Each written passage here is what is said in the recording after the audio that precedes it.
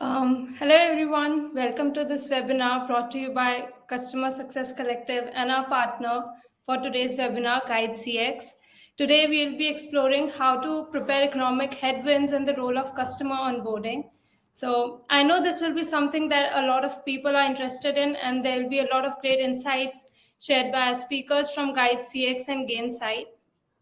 So before we jump into the content, I wanted to remind you that you can join our CSC Slack community on Slack. If you haven't already, please come and join us. It's completely free and it's home to a really great community of fellow customer success pros who exchange ideas, ask and answer questions, and discover insights together.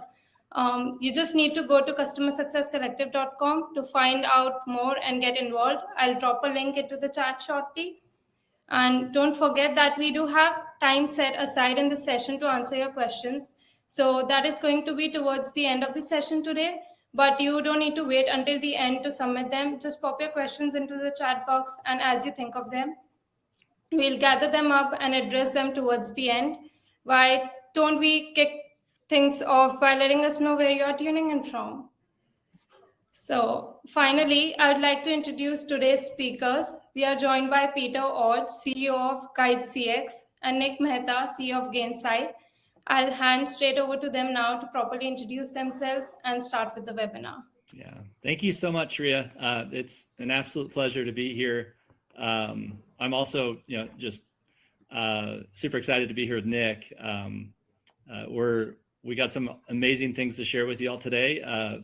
We have some technical difficulties. Nick is really there. He's a robot behind the scenes. Yeah. You're not an AI, right, Nick? I swear it's not ChatGPT. I was thinking that's probably what people are thinking is this is proven that I'm not real, but I'm actually real. I'm so real that I can't figure out how to turn the camera on this web conferencing software. So that's how real I am. So. No worries at all. Well, I thought we might do some personal intros first for the group. We have something that's super exciting. Right. This is the largest, Shreya was from London was just mentioning to me that this is the largest CSC webinar ever. So I think we could safely call ourselves influencers, Nick. The celebrity. There you go. Wow. Yeah, the celebrity appeal is a big draw. Yeah, people always call me the Kim Kardashian of SaaS. So I think that's probably well, then right. You're the one pulling all the members into this webinar. I'm just a standby. Well, yeah, quick introduction to myself. So we'll give a personal introduction, then we'll get into Nick and I's story. So yeah, I founded GUIDEcx 5 years ago. I started this company to solve my biggest frustration, and that was not being kept on the same page after I bought a product or a service. I hate being left in limbo. I kind of saw what was happening in the consumer world of Amazon notifying you when your package is late. You having a package tracker gave the consumer, or in me in that example, trust that I would still get my package in time because I had insight into the process. And I thought those same customer expectations that were that were present in the B2C space were bleeding into B2B. And so that's why we started GUIDEcx, to give companies the same ability to provide that excellent customer experience in that most important initial stage of the customer experience. I'm one of 5 boys. I grew up, building homes, and my dad was a contractor. We all are following in his steps. We're all entrepreneurs, and then I'm also, the father of 4 girls. So grew up with all boys, and now I'm kind of thrown into the ringer of having to go to dance recitals and gymnastic events and learning as I go here. So wish me luck. That being said, I'll let Nick quickly introduce himself. Yeah, Peter, thank you so much. And again, sorry for the technical difficulties, but awesome to be here in front of everyone. And Peter, really appreciate your story. Both the personal story as well as just what you've built with GUIDEcx. It's awesome, and it's so cool to see. So Nick Mehta, CEO of Gainsight. That's my lovely extended family. We've got 3 kids, and my wife and I have been together more than 22 years. A fun fact is we're the first people each other have ever dated. So we've literally the relationship has gone the distance. That's the only truly unique thing I'll do in my life. I've been running Gainsight about 10 years. So it's a long time. We launched Gainsight 10 years ago with the vision, very, very aligned to Peter, but looking at kind of the overall subscription business model and how a subscription business, you can't just sell to customers and walk away. You got to make sure they're getting value, make sure they're onboarded well, make sure they're getting value, so they stay with you and they grow with you. And so that was the idea of customer success. We weren't the ones who came up with the idea of customer success, by the way. Other people had it, but we kind of said, we can popularize this and hopefully make every company drive success for their clients, but in the process, drive more efficient growth for their business. So lots of other fun facts about me. We can talk about parody music videos, Taylor Swift's upcoming concert, any other stuff you want to talk, quantum physics. I'm an open book. Awesome. So awesome. Thank you, Nick, and beautiful family, by the way. That's thanks. Same to you, man. That's Same awesome. To you. So 10 years at Gainsight. I guess, as we filter into our agenda, I have just a quick minute here to talk about our story. You posted something really cool on LinkedIn just recently about your learnings after, being with LinkedIn with Gainsight for 10 years. I feel like I also have a relationship with LinkedIn, so that's a good Freudian slip. I think that is somehow become part of my life too. Something I found kind of cool is you talked about the importance of your values as you define them within your company, and you talked about childlike joy is one of the Gainsight company values. Yeah. I thought I might ask, when's the last time you felt or had childlike joy? Well, you prepped me with this icebreaker question. I was thinking about it, and there's definitely a lot of things with the kids. I'm sure that you have that same feeling too, Peter, right? So I'll give you like 3 quick ones. So with the kids, it's usually like me like making dad jokes at dinner, and they like kind of groan and laugh at the same time, and that's kind of, I'm sure, I don't know if you've had that experience with 4 girls. Like I'm really good at that combination of groan and laugh. With my wife, it's like, I still like bugging her like we were kids. So she somehow doesn't like Jack Black, the actor, who's a famous like Hollywood actor. And so yet last night we needed to reset the password on the Sonos, and she said, "Can you text me the password?" And I said, "Okay, sure, I'll reset it." And I was like, I have to text it to you because it was a system generated password.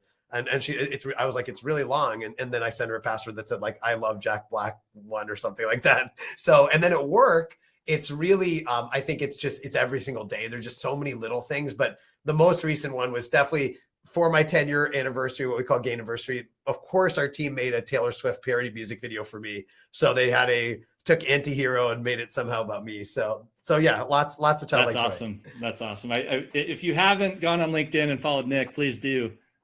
He posts some amazing, and the Gainsight handle posts some amazing videos, music videos of not only just their celebration of 10 years, but every time they have a trade show or some big announcement. Super creative. So applaud you guys for that.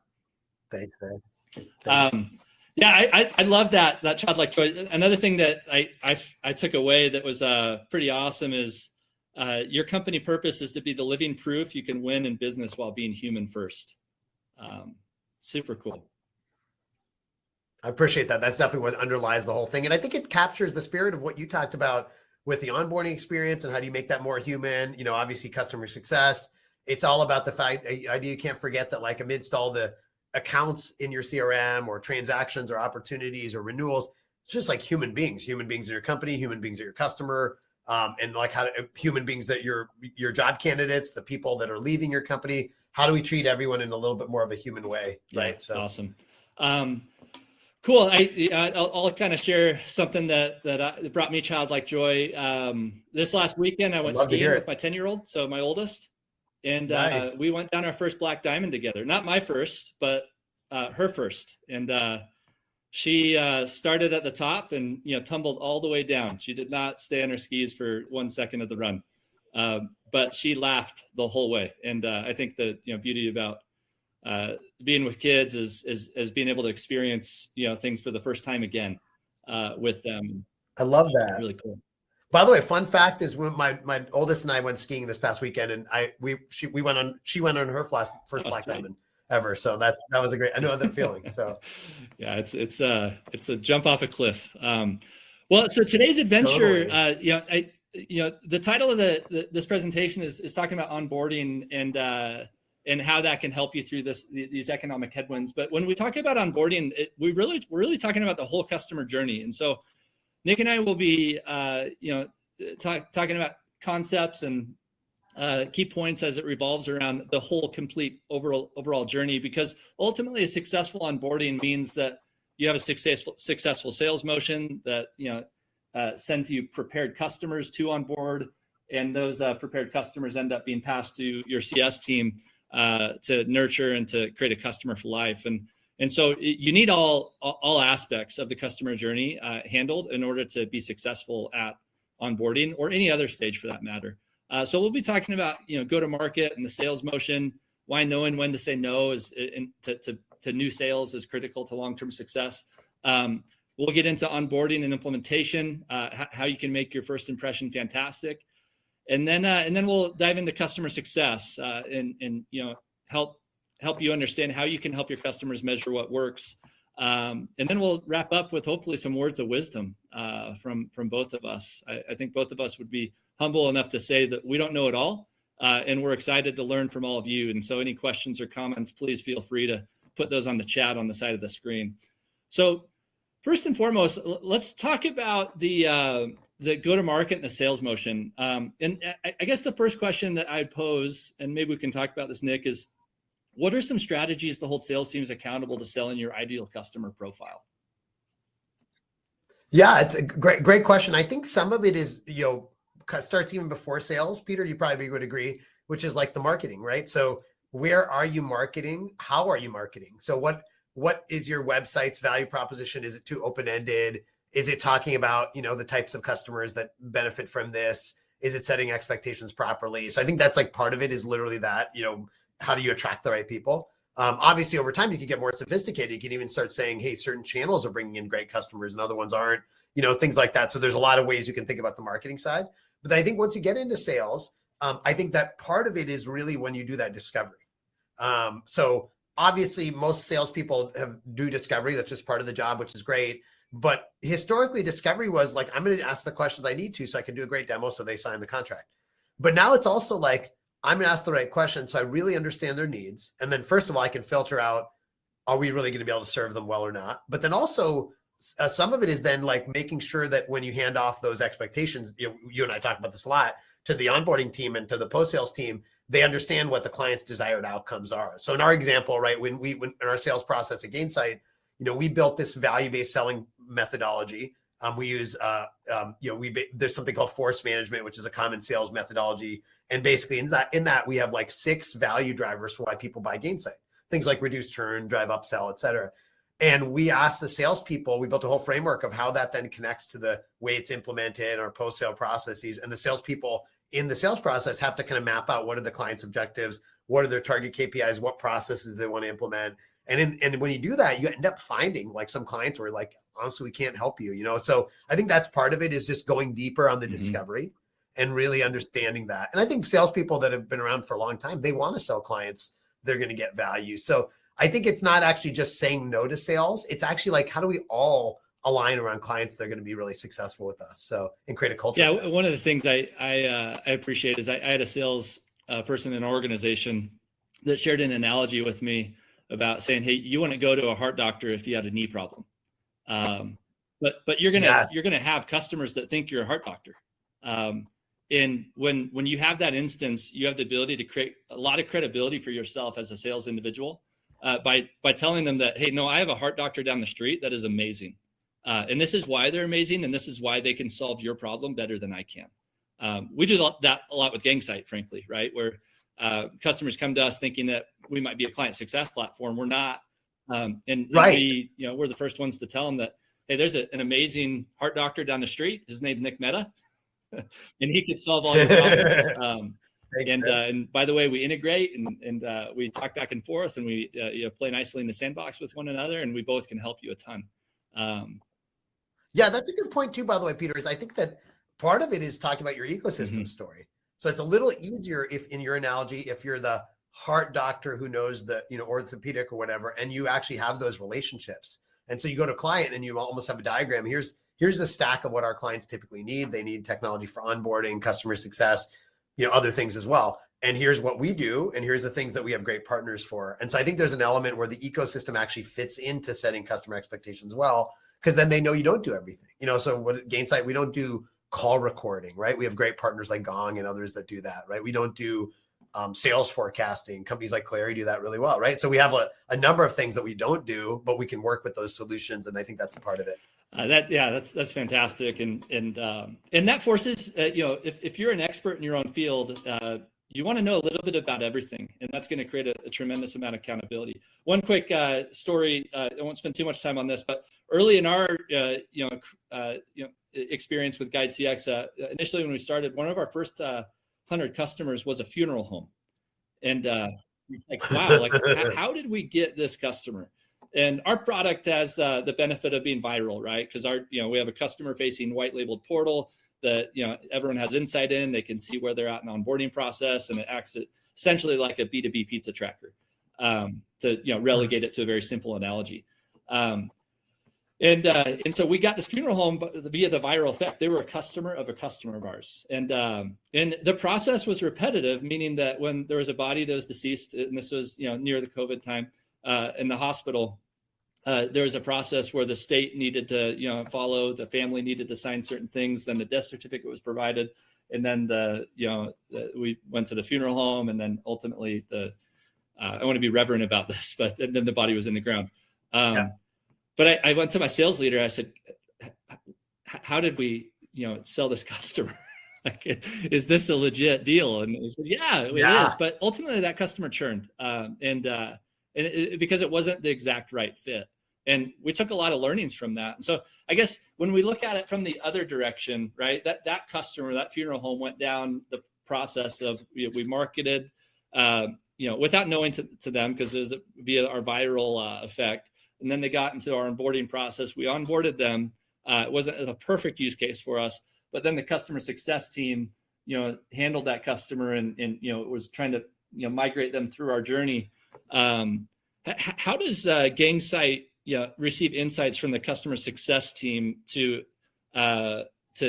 benefit you further defining your ideal customer profile on a constant basis? Yeah, that's a great point. I love that, because by the way, just fun little trivia humor before going into it, which is when people would ask us early on, what's the target market for customer success, and I would always say, well, it's anyone with a recurring revenue business. So industries like funeral homes are probably not as much of a recurring revenue business, sort of a one-time purchase. But there's a lot of other industries where you have this recurring revenue nature, and that was sort of how we defined, the core. But then you get much more specific to your point, right? Which is like, okay, what within that, what are the customers that are really going to benefit? And one of the things that's been really cool now that we've created, I was alluding to this before, where we have a discovery process and we have an end-to-end methodology for value now, defining value in Gainsight. We call that Gainsight O2. And this is something we built for our own business, but we think every company should do this. And this is a way to unify the expectations and outcomes you're setting and defining in sales with what you implement, using technology like GUIDEcx, to then what you manage your customers towards outcomes. Okay. So in our case, O2, Gainsight Operationalizing Outcomes, is basically starts with 6 value drivers for why people buy Gainsight: reduce churn, drive upsell, be more efficient, et cetera. And then that turns into a bunch of business processes, which turn into features into Gainsight.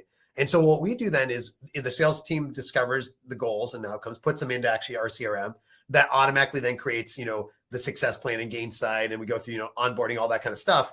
And then, but one of the things that's great is we can then report on what outcomes are actually being achieved, because the CSMs track those with the client. And they actually get their incentive compensation based on what we call verified outcomes. How many outcomes have we driven? And so we have a report that we can look at of like what outcomes were promised to the client and which ones are actually delivered. And so which ones do we do great at? Which ones do we pitch, but we don't actually necessarily deliver as well? And obviously that becomes good data for product, right? Because product can say, okay, well, how do we do better at delivering these outcomes? Our clients are seeing these outcomes, but not these other ones. And so that's, I think, one really nice thing about this is if you're tracking it end to end and reporting on it, you can start learning where you're doing well and where you're not. That's awesome. Is there a time constraint on getting those customers to get to that outcome within the? I mean, it's obviously as you know, Peter, it's not like it's a perennial thing, right? Clients always want more outcomes and different ones. So there's some initial ones that they're looking for. We have goals on how quickly we can get them. It depends a little bit on the client too, just like in your world, right? But then the new person comes in at the customer, they've got new outcomes. So we go back to this library and we're like, here's this framework. What's your priority? The first leader's priority might have been reducing churn. The second one might be, I'm all about expansion, right? And so we actually then built in a maturity assessment that lets them assess kind of where they are in these outcomes today and what's the opportunities for growth. So the takeaway just from my perspective is the best way to unify the customer journey, so you're selling to the right customers and delivering outcomes, is building an outcomes framework that links together what you market, what you sell, what you implement, and how you manage it from a Yeah, it becomes your North Star for the whole organization, I'd imagine. Exactly. Yeah. Exactly right. A common That's cool. language. That's cool. So you'd mentioned that CS team has, comp and commission tied to, or incentive, I should say, tied to these outcomes. Is there anything on the sales side that ties them to those outcomes? Yeah. So the salespeople, so indirectly, so they have to like actually fill out these outcomes in the sales process of the desired outcomes. And then we actually measure like which reps are delivering the highest quality outcome input. Because, you can imagine like anyone filling out a form, you can do it well, or you can do it okay. You can be like, what's their outcome? Well, they want to get better at customer success versus what's their desired outcome. They actually want to improve their renewal rate from X to Y, and they want to improve their efficiency from A to B. And so then we actually have a report that our head of strategy and operations, Tyler McNally, can show, which shows which reps are the best at this. And then so it's not exactly compensation, but it's more like reinforcement. And we share that with the team, and we use that in sales enablement. Like, hey, what can you learn from this rep that's doing a great job at this? So that it's a little bit more carrot than stick. That's awesome. That's awesome. We'll talk about this later, but one of the studies we recently did that we're going to launch in our onboarding report that will go out shortly was we analyzed customers that were implemented within their time to value, whatever you define your value as, the time to hit that aha moment that represents ultimate stickiness for long-term customer success. The customers that implemented within that defined time frame, we reviewed 5 customers, 2 of which were Gainsight GUIDEcx mutual customers, but their retention amongst those customers was 99% after 1 year. So it's like there's a lot to be said by, we're all human, right? We all buy products with goals and aspirations and dreams to have them solve challenges of ours. If we accomplish those, it's no secret that we're going to retain those customers long term. So well said. And then the time is such a big part of it because the time clock is ticking, right? So yeah, people, we want it now. On it now. Well, cool. So net dollar retention, I thought, so you'd posted a poll just recently on LinkedIn that, you kind of asked your audience who gets compensated on net dollar retention. Right. Talk more about your thoughts on that. Yeah, I think that there's 2 different things. There was a poll today that I just did, which is who gets compensated renewals, which is kind of like the oldest question in customer success.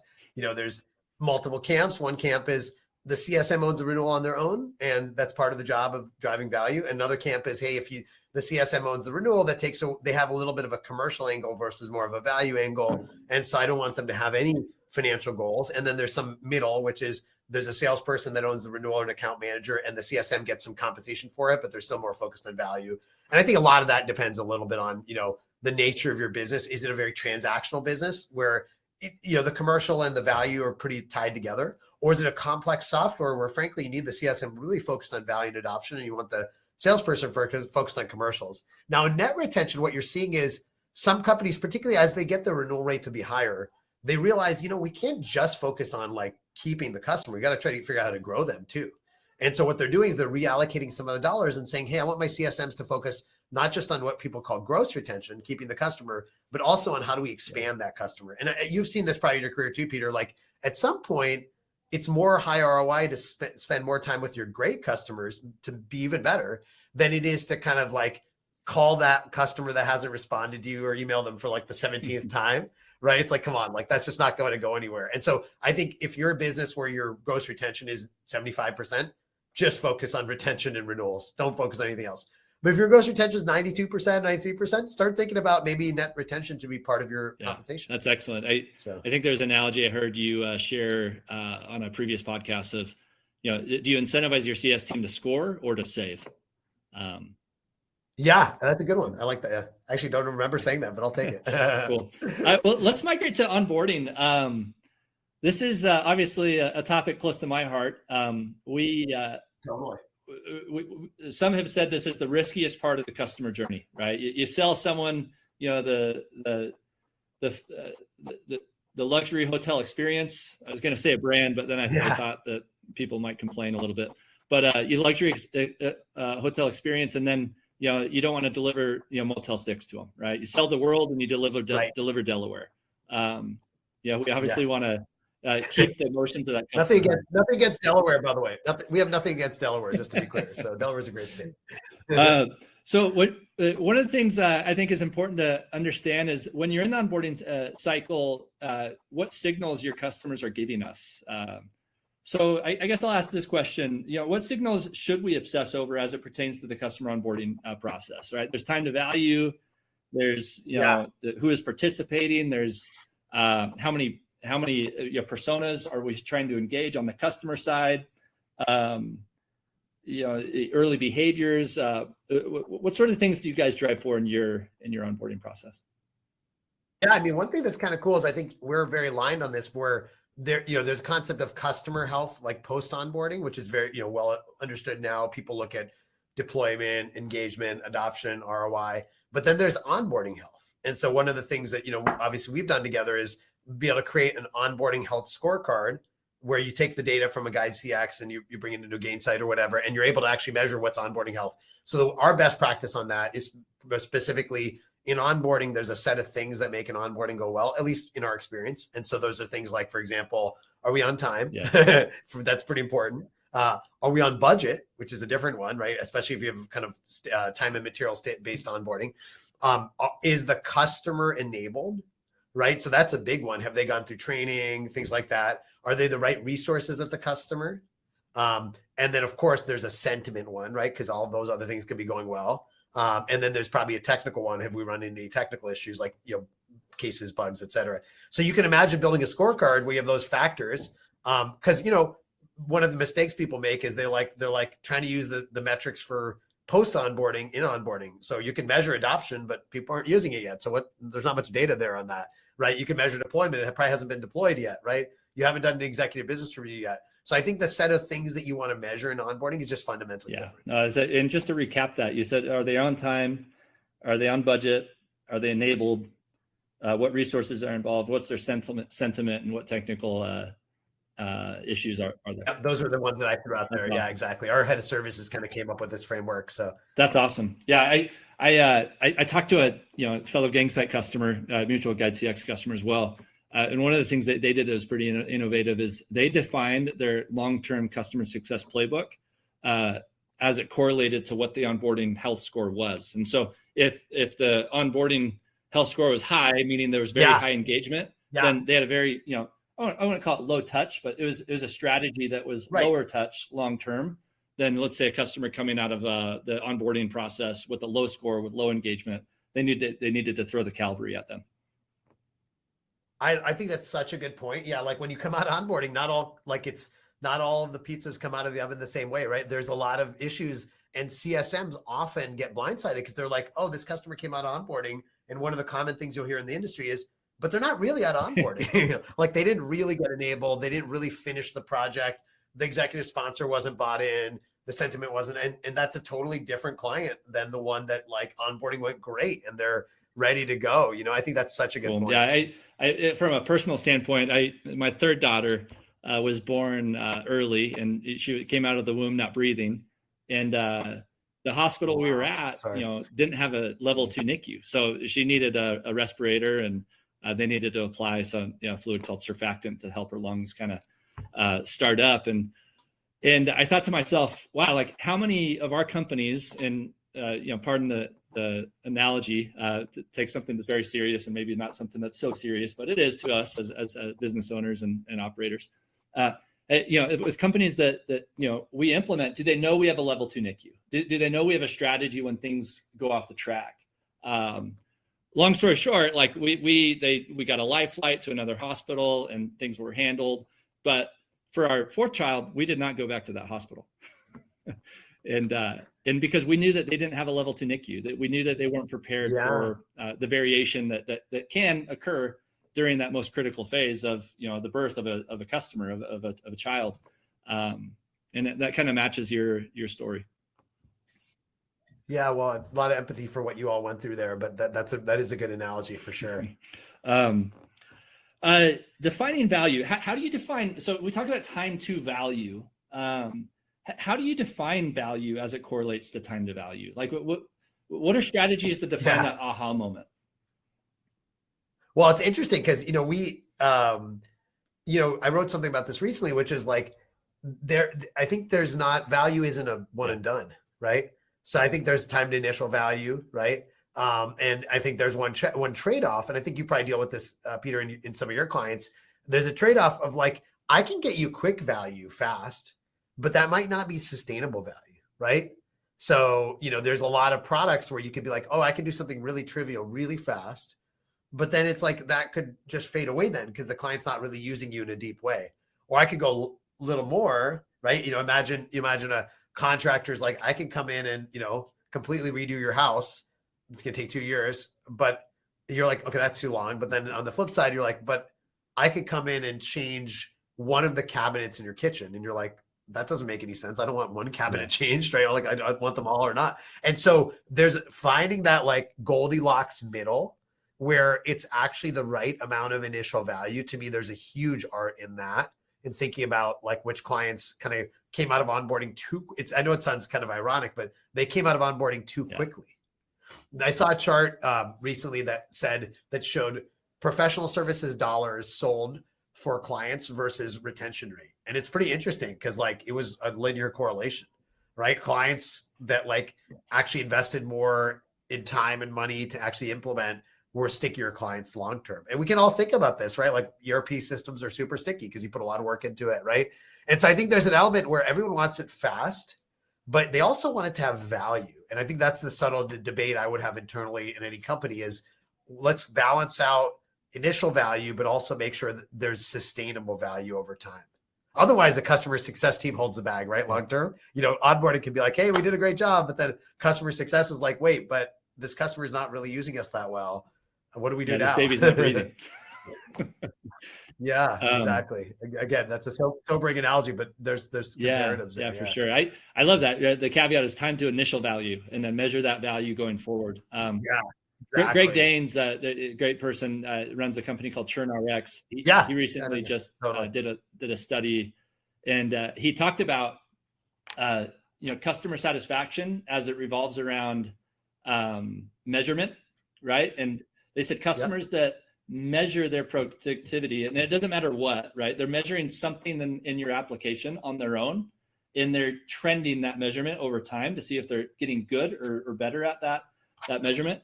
You said you're 3 times more likely to save that customer, or they're 3 times more likely to be retained because they have that discipline. Like they know what they're driving towards and they have a measurement methodology. And I think that goes in tandem with your comment of time to initial value, but how about that value as it occurs over time? Exactly. Something Sean and Harris do on our team. They're our customer success leaders. They have a cohort of customers, the cohort we sold this month, and how many days it takes for them to get to initial value. And then we manage our whole customer base every month to see what percentage of our base hits that value moment. That aha moment is what we term it as on a monthly basis. Love it. That's awesome. We got a lot of challenges though. We aren't perfect. None of us are, for sure. Cool. Well, let's for the sake of time, I know we have 20 minutes left. Let's get to customer success. So you talked about, things that the customer success department should care as it revolves around what the customer looked like, acted like, how they engaged during the onboarding experience. When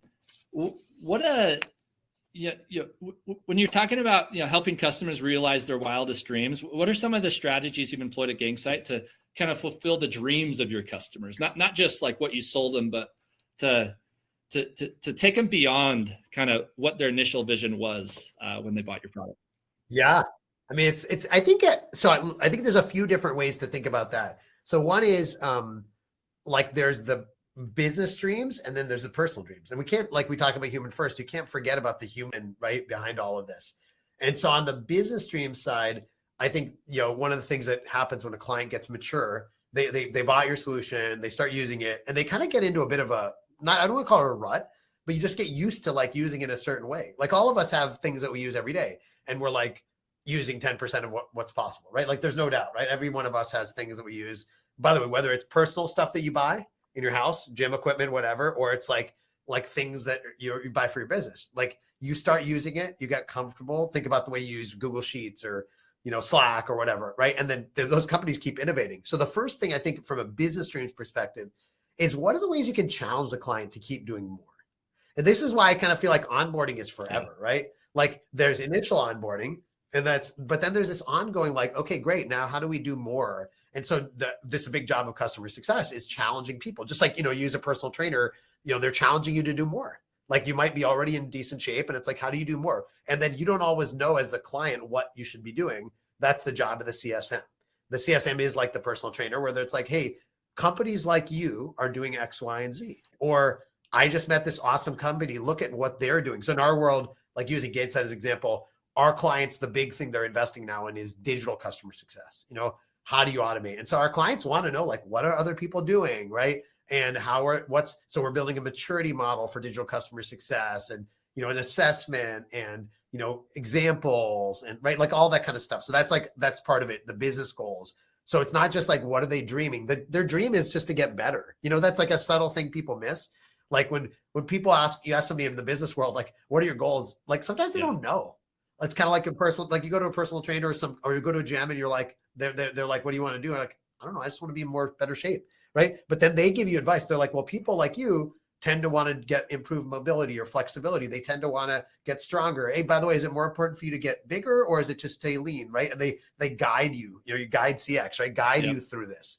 And then on the personal side, I think we can't forget these people also just want to get better in their careers, right? They want the next job. They want to get promoted. They want to get recognition. And I think as vendors, there's a huge opportunity leveraging your community, leveraging your brand to help your customers in their own personal aspirations as well.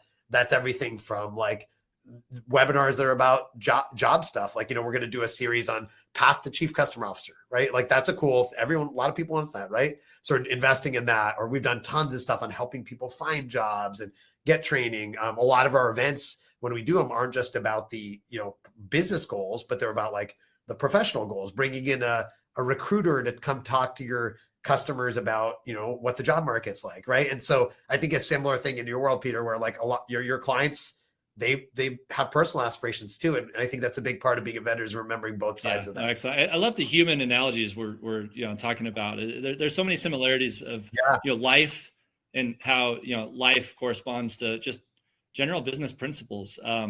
You had in your 10-year kind of LinkedIn post celebrating 10 years at GUIDEcx, what you're talking about reminds me of kind of one of the key learnings that you had after 10 years was when Gainsight became prescriptive in their efforts toward their customer, that the whole company changed. Talk about that for a minute. That was huge. I mean, like you think about onboarding and in general, I think managing customer. What I wrote about was early on at Gainsight, probably a lot of you, some of you can empathize with this, right? You're in a company, maybe it's an early stage company, or maybe it's just a new category. And so you build software for customers based on some of their needs, and the customers then go into implementation and they say, hey, how should we implement this software? How should we use it? And honestly, for us in the early days, we were like, we don't know. Like, how do you want to use it? And then the customer's like, I don't know. What do you recommend? And it was just like stalemate, right? And actually that was where a lot of companies in new categories early on have long onboarding. It's not about technical stuff. It's like literally, how should I be using this? Right. And so this question of like being confident and brave, and it goes back to what I talked about, this O2 framework we have, where now we're like, okay, based on your goals, here's what I think you should be doing. And here's how you can use Gainsight to actually go do that. And by the way, you can use it any way you want, right? You can do it. It's totally configurable. You can do whatever you want. But like, if you want to be like most clients, but by the way, most customers want to be like other clients, right?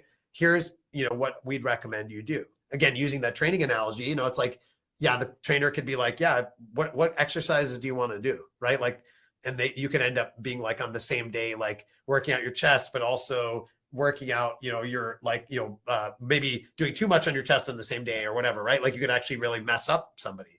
And so the trainer is trying to help you and guide you, right? And so the same way, I'm going to guide you on how we recommend you use Gainsight or GUIDEcx or any of your products, right? And there were a few things that were required to do this. One was a framework. So this is what we call Gainsight O2, this framework of like, what are the best practices on to use it? I'm sure you have something like that, Peter, whether it's written down or conceptually, right? Then the second thing is confidence. People, it is definitely easier short term to say, what do you want to do? Right? It sounds like you're being very client centric, but I would say just doing what the client wants when you know the actual way that it should be done is actually the opposite of client-centric. If you know the right answer and you're letting the client go down the wrong path, you're being bad at client service long-term, right? Short-term, it might feel like, I just saw the last chat about a personal training course. And somebody asked if I'm offering personal training course. No, I'm the client, not the teacher.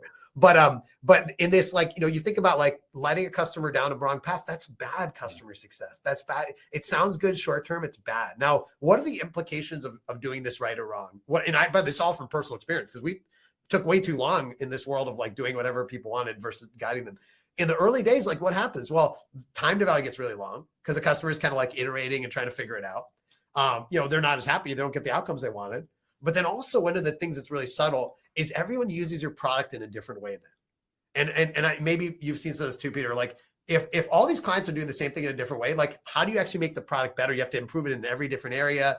There's not this synergy of like clients doing it the same. When they go from one job to another, it's harder for them to bring their skill set. So kind of standardizing the way people get value from your product is genuinely good for your customer. And it's obviously good for your business too. Yeah, no, I think this topic, this theme applies to all phases of the company, right? From like it becomes your North Star, right? You can't standardize if you don't have a correct ICP. You can't onboard, repetitively and productize your onboarding experience if your ICP isn't fairly similar over and over. And then your product team, is confused. In your LinkedIn post about this, I kind of wrote these down, and I thought they were very insightful. Said if you aren't prescriptive, you risk the following: you have more back and forth, which increase your time to value. Right. Every client uses you differently, like you just said, which makes it hard on your support, your customer success, your product org. It's hard to ramp new teammates. I thought that was very interesting and insightful. Yeah, that's a big one, right? Like we people would join Gainsight and be like, okay, how do I onboard a client? I'm like, we don't know. We never wrote it down. It's not standardized anywhere. So figure it out, right? And it's like that's not a good way to ramp new teammates. Like it really puts new people at a it's like a choir. Everyone's singing a different tune, and there's no conductor, right? It's not a pleasant experience. Yeah, good way to say it. And then the last thing said, since clients use you differently, you can't always use new functionality that you develop. Like it's right. Exactly. Super cool. Yeah. All right, let's ask one more question, and we'll open it up for questions. We have about 10 minutes left. So self-realization of value. I think this is kind of an interesting theme. To me, I think the modern day customer wants to do things on their own, and they want to find information on their own. Like some people say the best companies in the world do things so customers don't have to call them, right? They can find information, they can progress on their own. They're enabled, and then that allows companies, these best companies in the world, to be that much more proactive with those that they're trying to serve. And so how much of customer success is helping customers realize value versus helping customers realize value themselves? Oh yeah, totally. I mean, this is the hottest thing in, I think, the world of kind of customer post sales in general, which is, how do we enable the customer to do more? And I think there's I actually just posted about this today about how I think the old model was, oh yeah, we need to do that for our small customers, right? Because we can't serve them in a more high touch way. So let's create a self-service. And the basic version of that is, I have a website where I can go open tickets. I can look up documentation. Eventually, people build a community so they can talk to each other. Maybe the customers help each other out, right? But then there's more sophisticated versions of that. Like I'm actually going to have more of an in-app onboarding experience where I'm guiding the customers through onboarding in the app itself, but versus me, going to do it, one-on-one. There's, one-to-many trainings versus doing a one-on-one training for a client, right? There's email journeys to like guide them through the different steps of onboarding with videos, all of that stuff, right? That's all no-brainer. But I think the big thing that's changing now is it's not just for small clients. It's really more of a situation of the client's persona. Like, do they like to be more self-service? I mean, like Peter, like using your consumer analogy you started with, there's still some people like to call a 1-800 number. And there's still some people want to go on the website or use the app and figure it out, right? Like, it's not so much about like a certain size company. It's about the persona. Yeah. And then the second thing is, it's also about, I think, their maturity working with you. And this is a very subtle point where sometimes your biggest clients have worked with you a long time and they don't want a high touch experience all the time anymore. Like think about, like we use the term quarterly business review, But if you do quarterly business review with every vendor that you have forever, like you literally won't be able to do any work, because that's just too many QBRs. And so what happens over time really is mature clients actually are like, look, I don't need as many QBRs anymore, maybe once a year.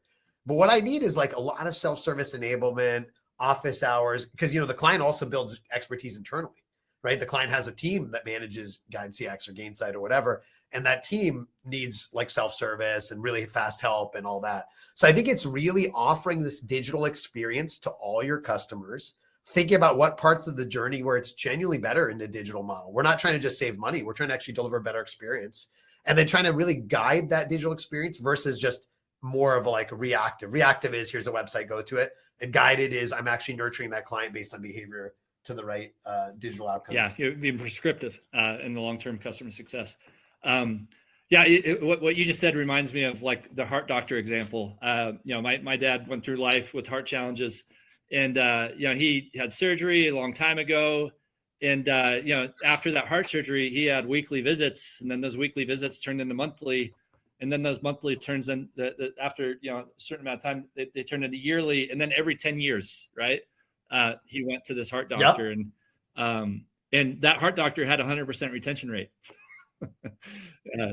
But he wasn't calling them every day, right? So I think there's some similarities with how we treat our customers long term.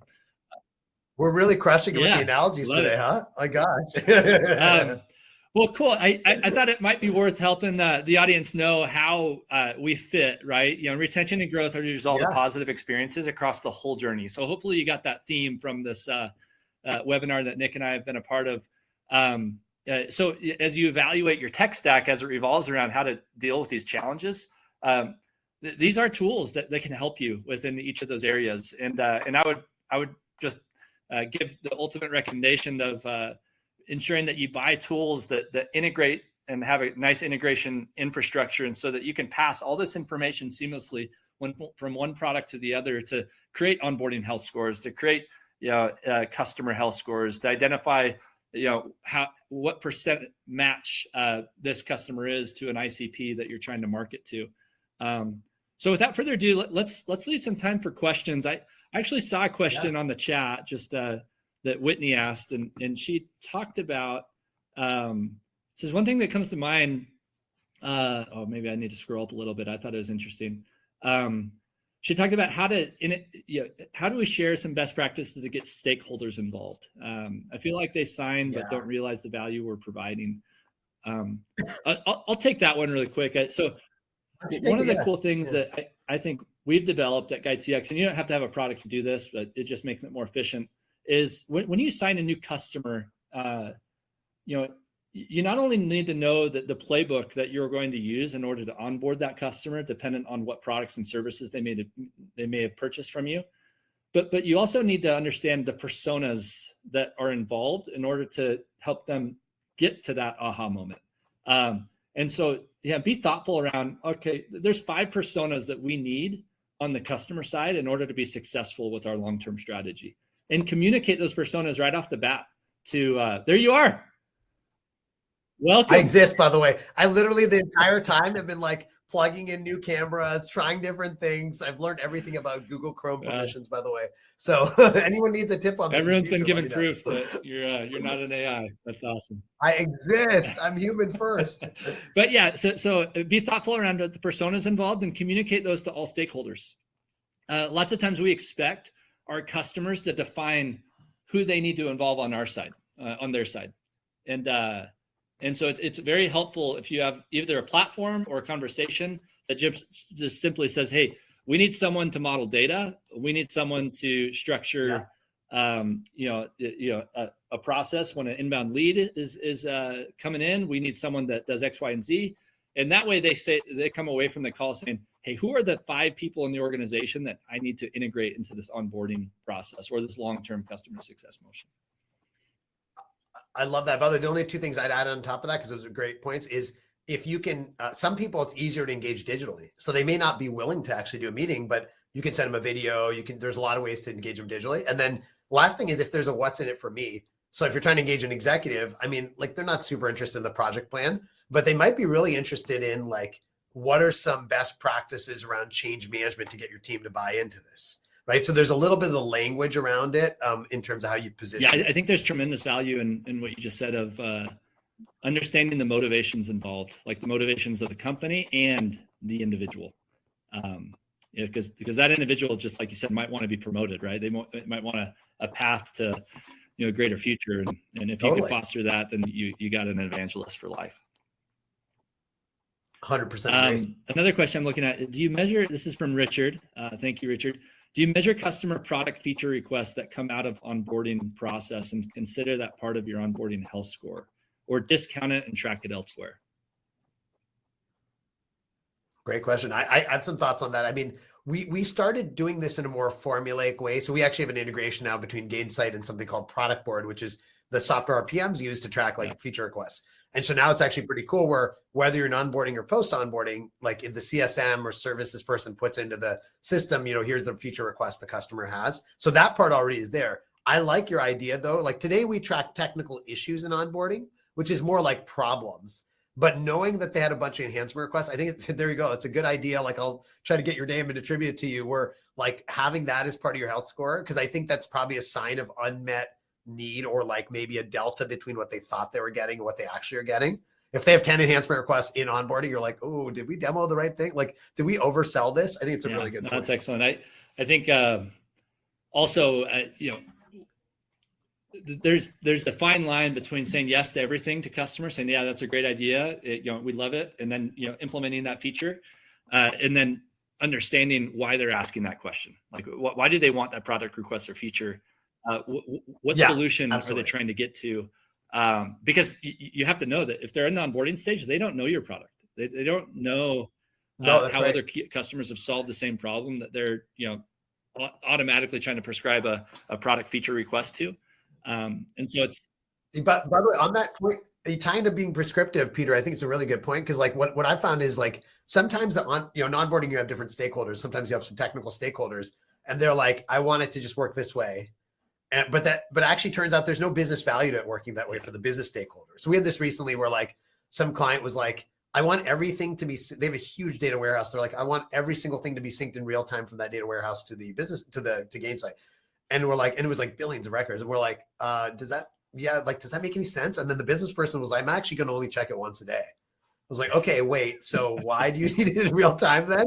And so that's the kind of thing where I think getting the business and technical sides to talk to each other, it takes a little bit of bravery, but sometimes and customers you'll follow your lead if they trust you, if they know you care, and if you've proved that you've helped other customers in the past. So that's something to reinforce with them when those product requests come up. But having said that, our whole product was built off of product requests and features, but with the lens of understanding what the ultimate outcome is desired. Right. Exactly. So we're at time. So thank you so much for all those who have participated. Thank you to Nick for the time that you took out of your day to give us some wisdom based on your experience. Congratulations on 10 years with Gainsight. I know there'll be many more. Yeah, so also, congratulations on being one of the I think the best company on Glassdoor to work for. So. I appreciate that. Although honestly, what I'm most proud of right now is that I got the webcam working eventually. So that might be the greatest achievement. My main takeaway is your new name is the Kim Kardashian of SaaS. You're the ultimate influencer. Very proud to be in the club. Thank you again to CSC as well. Really appreciate it, Shreya. Right. So I'll say thank you very much again to Peter and Nick for joining us today and sharing the insights. It's been very valuable. And also thank you very much on behalf of Customer Success Collective community and of course our audience today for getting engaged with some great thoughts and questions. Just a reminder to everyone, you can get more involved in our community if you go to customersuccesscollective.com, and we look forward to seeing you again. Thank you, Nick and Peter. Thank you. Thank you so much. See you later. Have a great day. Bye-bye.